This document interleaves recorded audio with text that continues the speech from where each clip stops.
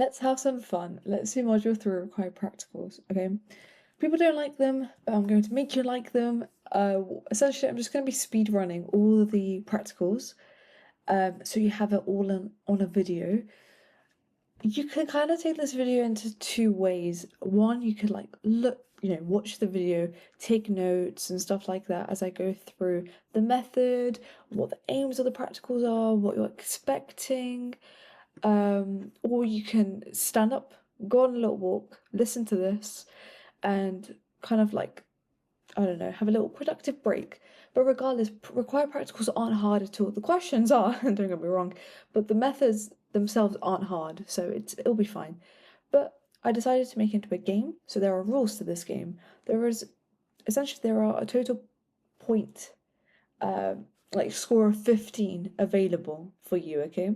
So before you start this video, and before we jump onto the details about these three practicals, I want you to blur everything you know about them, and then use a different colored pen to identify any gaps in your knowledge.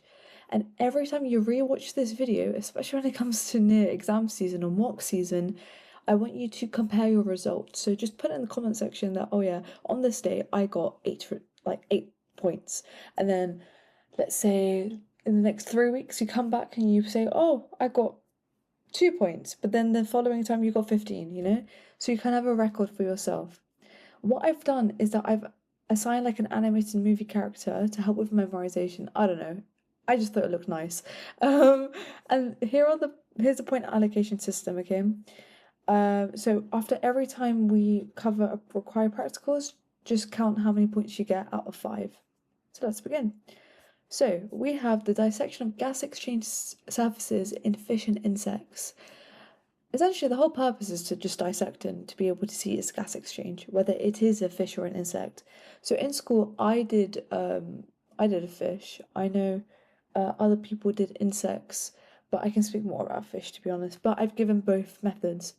So the generalized method, I mean, if you're dissecting anything, you need to get the specimen, dissect it on the dissecting board, really, and just get a scalpel and scissors and get what you need. But then when it comes to the fish gill dissection, of course, you need to be protected by wearing gloves and eye protection, because God forbid you actually touch it with your bare hands. So you would want to cut the operculum, which is the bony flap, which is this. This is the bony flap here. Okay, and you see behind the operculum is the gill filaments and the gill arch and stuff. You want to identify the gill arches, filaments, and tiny lamellae, and then the key thing is that you place it into water because it would cause it to fan out. Now I don't have an image of it, but just imagine, right? You put this into water, all of these are going to fan out, which is fantastic because you can see what's going on properly rather than being kind of clumped together. And you're going to observe under a microscope if you have that. So the key adaptations you're observing are the following facts, really, that there is a large surface area, okay, and there's counter-current flow, which are key components of the gas exchange system, essentially, of fish. So here are some images. So here they've kind of did a dissection there. Ignore all of these labels. This is kind of showing you the overall anatomy of a fish. This is what happens where you cut using a scalpel, cutting the operculum, and then being able to essentially get scissors to cut out the gills. And that's it in a drawing. And yeah, that's what we're looking for, okay? Now, when it comes to the method for dissecting an insect, mostly we're going to use a grasshopper. I should have given a trigger warning, but yeah, maybe don't look too much into that. But you want to pin it, as they've done here. They've pinned it to the board to stabilize, and they've cut the exoskeleton. Remember, the exoskeleton is the outer layer, which is really tough. And then you want to fill the abdomen with a solution, essentially, to expand the tracheal system so you can see. And then you want to put it under a microscope to see in detail. The key adaptations you're observing are the trachea and the tracheals, because that's literally what the gas exchange system in insects are. And yeah, count how many points you got. Now, mammalian heart dissections, of course, it won't be a human heart. You would get like a sheep's heart or something. The whole purpose is just to be able to see the internal and external features of the heart. and understanding blood flow. So what you do, just dissect the heart there, going from like atria to ventricle. Of course, you want to be protected. You want to then do an external examination. So you want to observe the aorta, the pulmonary artery, vena cava, and pulmonary veins and coronary arteries. So remember, coronary arteries are the ones that are on the outer surface, and the rest you can get from this region here and the back of it, depending on if the heart they gave you in school actually had those features. Some of them are dissected a bit badly, can't lie. Then you want to open up the chambers, so you want to see the atriums, you want to see the ventricles. So you would do an internal examination. Look at the AV valves, look at the semilunar valves. Find the chordae tendineae, which are the heartstrings. They literally look like guitar strings. It's so cool. I remember how fascinated I was when I did this practical in school. And then you want to see the septum, okay? See and try and understand why is it that the left ventricle wall is thicker than the right, and that's to do with blood flow, the blood being pumped around the body rather than to the lungs, because there's a higher blood pressure. And then of course you want to draw a detailed and labeled biological drawing of what you can see with these key features of sharp pencil, non-overlapping lines, no shadings and stuff. And here it's just an in-depth dissection of the heart. Yeah, count how many points you got. Next, investigating the rate of transpiration. This is under the transport plants topic, and the whole purpose is to use a pedometer. Now, if you don't know what that is, you are probably living under a rock, because the examiners absolutely love to assess this apparatus, and this is the setup for a pedometer. Okay, the whole purpose is to measure water uptake.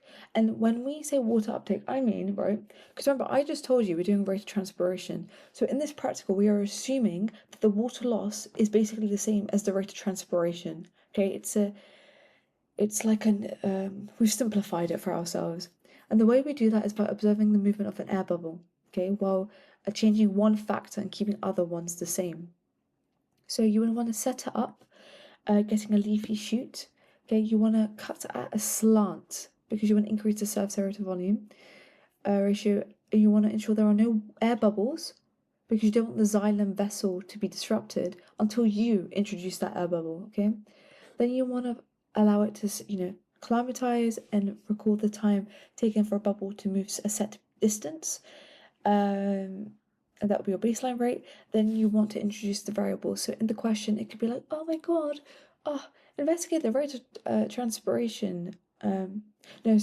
Investigate changing temperature on the rate of transpiration. Then your independent variable, the thing you're changing, is temperature, and your dependent variable will be the rate of transpiration, right?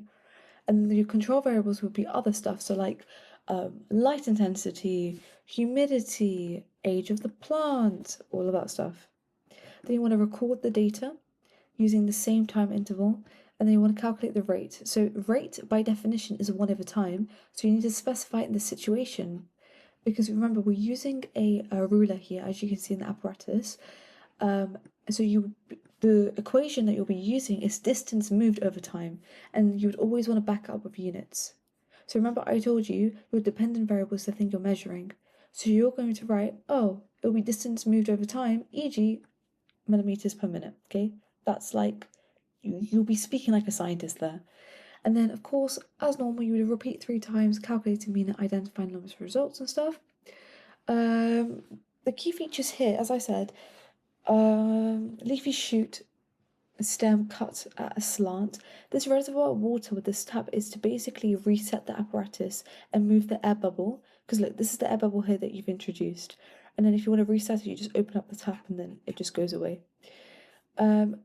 So essentially, they can ask or basically say any factor has changed, investigated with the rate of transpiration, but how do you investigate them, right? So if you're doing light intensity, you will use a lamp at varying distances with the same lux, so the same light intensity itself on the lamp.